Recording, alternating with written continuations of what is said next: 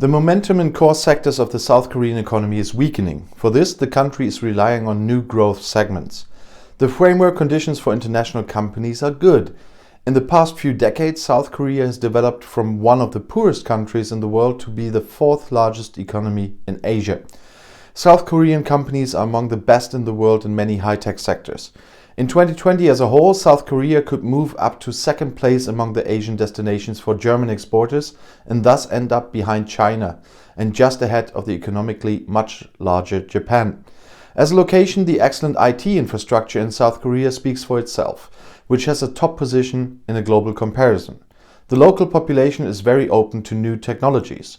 Taken together, these factors make the country a good location for future technologies such as self-driving vehicles, the Internet of Things, Industry 4.0, or standard of the fifth generation of mobile communications, the 5G.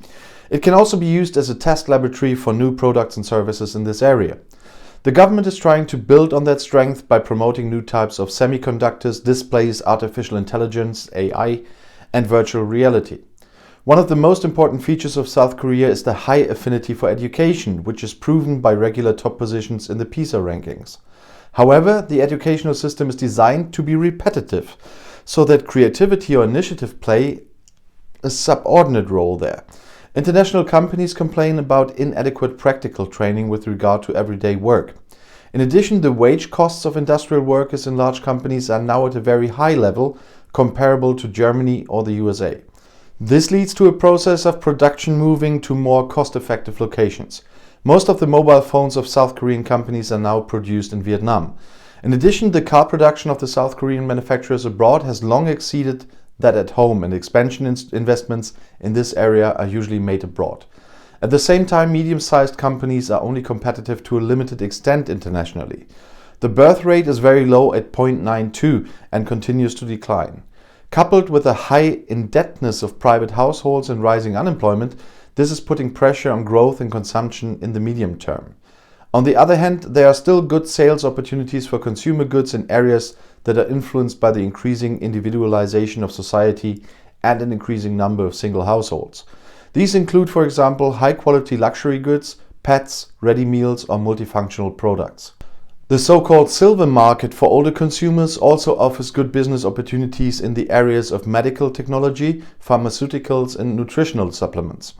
Suppliers of intermediate products and capital goods are likely to benefit from the modernization and reorientation of industry in the coming years.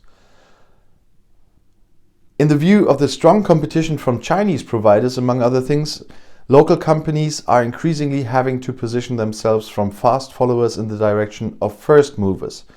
The focus is on the government-sponsored areas of digitization, IT topics, biotechnology, AI, electromobility, hydrogen economy, robotics, and drones.